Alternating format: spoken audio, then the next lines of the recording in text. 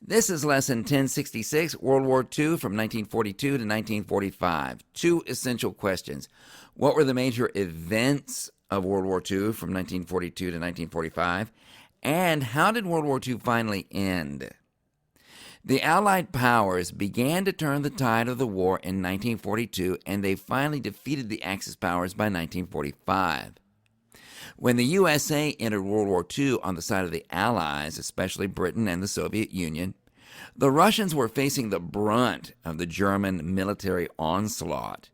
And Stalin wanted the Allies to open up a Western front right away and give his country some relief by dividing the German army. Instead, Britain and the USA agreed to fight the Axis powers in North Africa, and Stalin was angry about that. The Allies defeated Germany at the Battle of El Alamein in 1942 in Egypt, and then pushed the Axis powers gradually out of Africa. Then American and British troops invaded Italy, took Sicily in 1943, and seized Rome in 1944, none of which was helping the Russians very much. In 1945, Benito Mussolini was captured and executed by Italian resistance.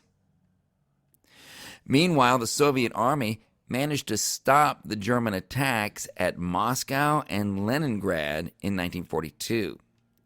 Then the Soviets defeated the German army in the crucial battles of Kursk and Stalingrad. The Soviet victory at Stalingrad was a turning point in World War II because the Russians began pushing toward Germany from the east by 1943. And the Allied leaders also met at Tehran in Persia and agreed to something really important. By 1944, the Allies were finally ready to open up a Western front by invading Nazi-occupied France. Operation Overlord, also known as D-Day in June 1944, was the largest land and sea attack in all of human history. The Normandy invasion, as D-Day was later called, was deadly, but the Allied victory created a Western front, and it allowed the Allies to push towards Germany from the west. At the same time, the Soviet army pushed from the east, and the Allies were now squeezing Germany from both sides. Forced to fight a two-front war, Hitler ordered a massive counterattack at the Battle of the Bulge in Belgium, but lost. And by March 1945, the Allies were fighting in Germany, pushing toward the capital city of Berlin. In February 1945, the Big Three met at the Yalta Conference to create a plan for Europe after the war.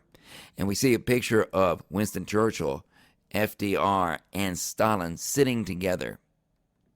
Stalin agreed to send troops to help the U.S. invade Japan, and they agreed to allow self-determination, in other words, free elections, in the nations that they freed from Nazi rule. They also agreed to occupy Germany jointly after the war, and they agreed to create and join a United Nations. As the Allies pushed into Germany and Poland, troops made gruesome discoveries just about everywhere they went. They discovered and liberated concentration and death camps as they went along. In April 1945, the Soviet army finally captured Germany's capital of Berlin. On April 30th, 1945, Hitler committed suicide. And on May 8th, just a few days later, the German government signed an unconditional surrender to the Allies. The world celebrated VE Day, Victory Europe Day. While the war was coming to an end in Europe, the Allies continued to fight the Japanese in the Pacific. After the attack on Pearl Harbor, the USA sent troops to the Pacific Theater. The Pacific War introduced a new kind of fighting by using planes launched from aircraft carriers. The turning point of the war in the Pacific came at the Battle of Midway in June 1942, when the United States sunk 4 Japanese aircraft carriers in one battle. After Midway, the Allies began to regain islands controlled by Japan. The problem for the Allies was the time and the troops that it would cost to retake lots of islands that the Japanese controlled in the Pacific. The fight for Guadalcanal, for example, took 6 months and cost 25,000 Japanese and 2,000 U.S. lives. The U.S. developed an island hopping strategy to skip the heavily defended islands and seize islands closer to Japan.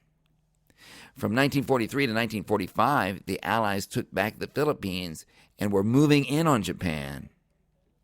Despite losing control of the Pacific and withstanding firebomb attacks, Japan refused to surrender.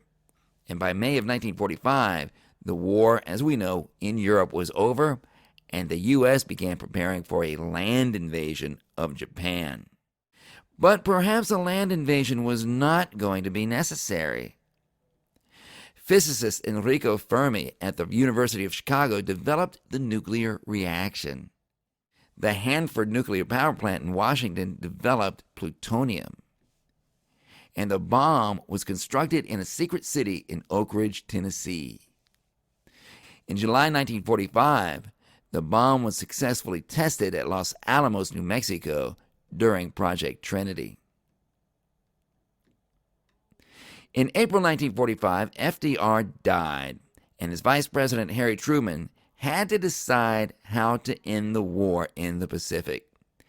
In July 1945, the Big Three met at the Potsdam Conference to discuss the end of World War II.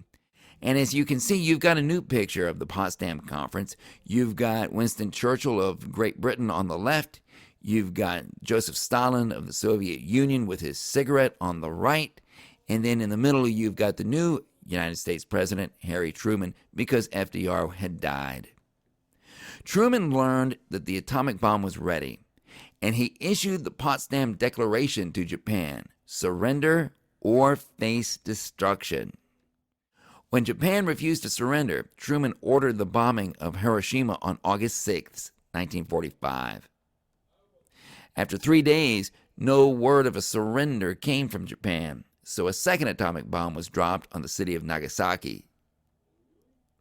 After the second atomic bomb, Emperor Hirohito agreed to a surrender, and World War II was over.